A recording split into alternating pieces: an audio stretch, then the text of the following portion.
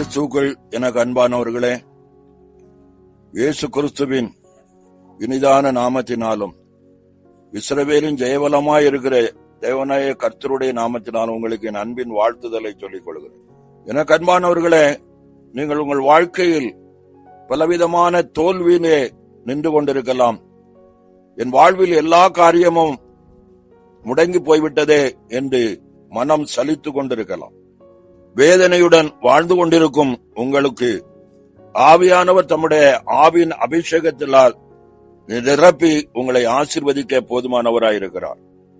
இந்த நாளிலும் கர்த்தர் கொடுக்கிற வாக்குத்தத்தம் சங்கீதம் 84:9 எங்கள் கேடகமாகிய தேவனே கண்ணோக்கமாயிரும், நீர் அபிஷேகம் பண்ணினவனின் முகத்தை பாரும் என்று வாசிக்கிறோம்.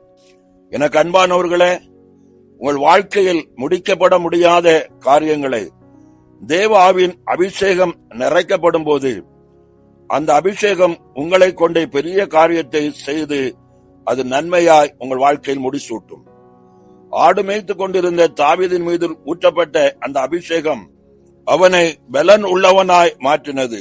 அது மட்டுமின்றி பல உயர்வுக்குள்ளாய் அவனை நடத்தி மேன்மைப்படுத்தியது. அதே போல இந்த மாதம் தேவ ஆவியானவர் உங்களுக்குள் அளிக்கும் பலத்தை கொண்டு அநேக காரியத்தை மேற்கொள்வீர்கள் என்பது நிச்சயம். அபிஷேகத்தால் ஜெயம் பெறும் மாதம் என்பதை விசுவாசிப்போம். பலவிதமான தீமைகளையும் சவால்களையும் உடைக்கும் அதிகாரம் ஆவியின் அபிஷேகத்திற்கு உண்டு. அன்று 120 பேர் மேல் ஊற்றப்பட்ட அபிஷேகம் அவர்களை பலப்படுத்தினது போல இன்றும் அந்த அபிஷேகத்தின் வல்லமை உங்களை பலப்படுத்தி வல்லமைப்படுத்தி தேவ ஆவிக்குள்ளாய் நிலை நிற்க செய்யும். அன்பானவர்களே, எலியாவின் நாட்களிலே சமாரியாவில் பாகால்களை வழிபட்டனர். அது சமாரியர்களுக்கு ஒரு சாபக்கேடாய் அமைந்தது. எலியாவின் நாட்களிலே 3 வருஷம் 6 மாதம் மழை இல்லை.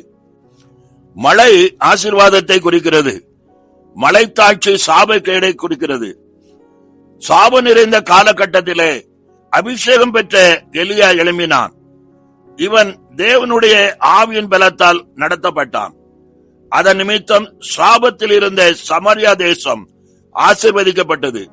எலியா ஜனங்களை பார்த்து கேட்கிறான், கர்த்தர் தெய்வமானால் கர்த்தரை பின்பற்றுங்கள், பாகால் தெய்வமானால் பாகாலை பின்பற்றுங்கள் என்று கேட்டபோது ஜனங்கள் பதில் சொல்லவில்லை என்பதை 1 ராஜாக்கள் 18 அதிகாரம் 21 பார்க்கிறோம். ஆனால் எலியா தகர்க்கப்பட்ட பலிபீடத்தை கட்டுகிறான். ஜனங்கள் பார்த்திருக்க அவன் தேவ நாமத்திற்கு என்று பலிபீடம் கட்டி ஜெபிக்கிறான். எல்லோரும் காணும்படி வானத்தில் இருந்து அக்கினி இறங்கினது. அதை கண்ட மக்கள் கர்த்தரே தெய்வம் என்று அறிக்கையிட்டனர். சாபத்துக்குள் வழிநடத்தின பாகால் தீர்க்கதரிசிகளை சங்கரித்தான். மேலும் ராஜாவுடன் நின்று கர்மேலின் பர்வதத்திலே ஜெபிக்கிறான். ஜெபித்துக் கொண்டு இருக்கும் போதே கார்மேகம் வருகிறது, சாபக்கேடு மாறுகிறது, ஆசீர்வாதமான மழை பெய்தது. அபிஷேகம் பெற்ற ஒரு மனிதனுக்குள் ஆவியானவர் கிரியை செய்யும் போது சாபங்கள் உடைக்கப்பட்டு ஆசீர்வாதம் பெருகுகிறது. எண்ணாகமத்தின் புஸ்தகம் 25 அதிகாரம் 7 13 வரை உள்ள வசனங்களை பார்ப்போமானால், பாளையத்துக்குள் சாபம் உண்டாயிற்று. பினேகாஸ் அதை பார்க்கிறான். அவன் ஆசாரியன். அவன் மீது ஆவியானவர் இருக்கிறார். ஆனாலும் பினேகாசுக்குள் ஒரு பாரம் உண்டாயிற்று.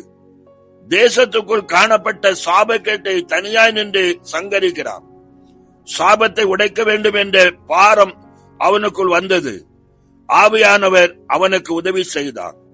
தேவ ஆவியின் பலன் உள்ளவர்கள் சாபத்தை உடைத்து எரிகிற அதிகாரம் உள்ளவர்களாய் மாற்றப்படுகிறார்கள்.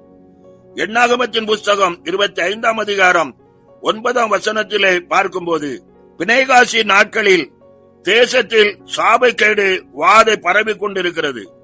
வாதையினால் 24,000 பேர் மரித்துவிட்டனர். சாபம் உண்டாயிற்று. பாளையத்துக்கு இறங்கி பினேகாஸ் சாபத்தை அழித்தான். வாதை நின்றதென்று பார்க்கிறோம். அது மட்டுமல்ல, எண்ணாகமத்தின் புஸ்தகம் 16 அதிகாரத்திலே இன்னொரு சாபக்கேடை குறித்து பார்க்கிறோம்.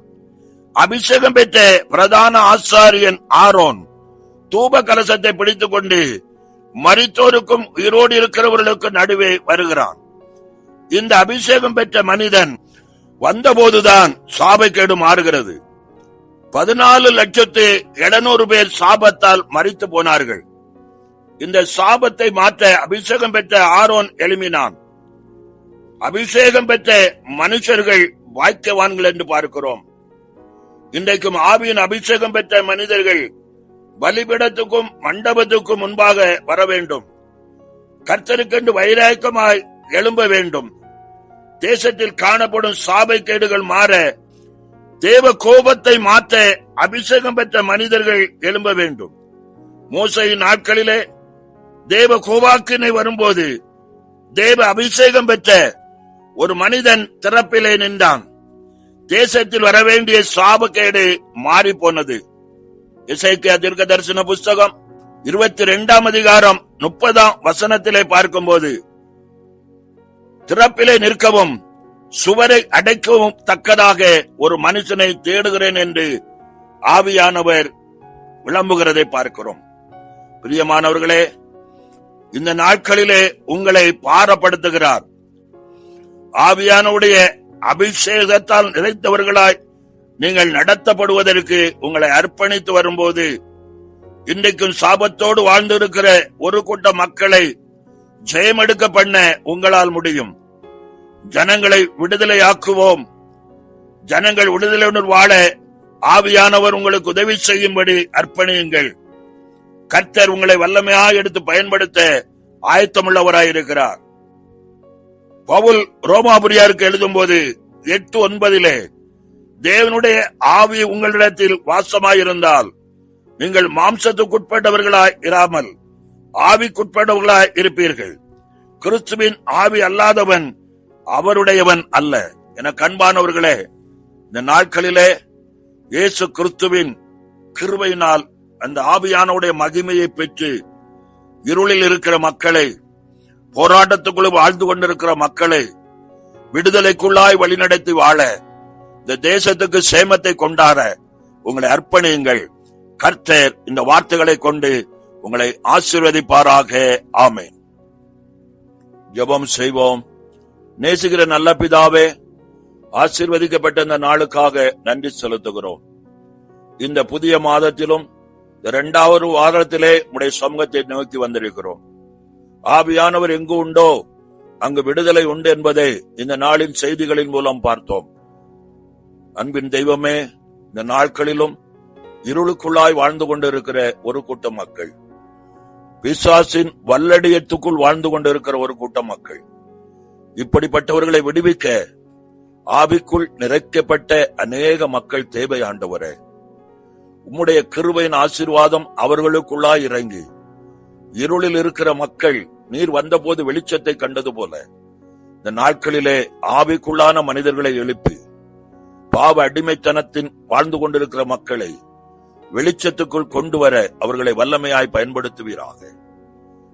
அபிஷேகம் பெற்ற மனிதர்கள் தங்களை அர்ப்பணித்து அழிந்து கொண்டிருக்கிற ஆத்துமாக்களை விடுவிக்கும்படி திறப்பிலே நிற்க கர்த்தர் அவர்களுக்கு உதவி செய்வீராக.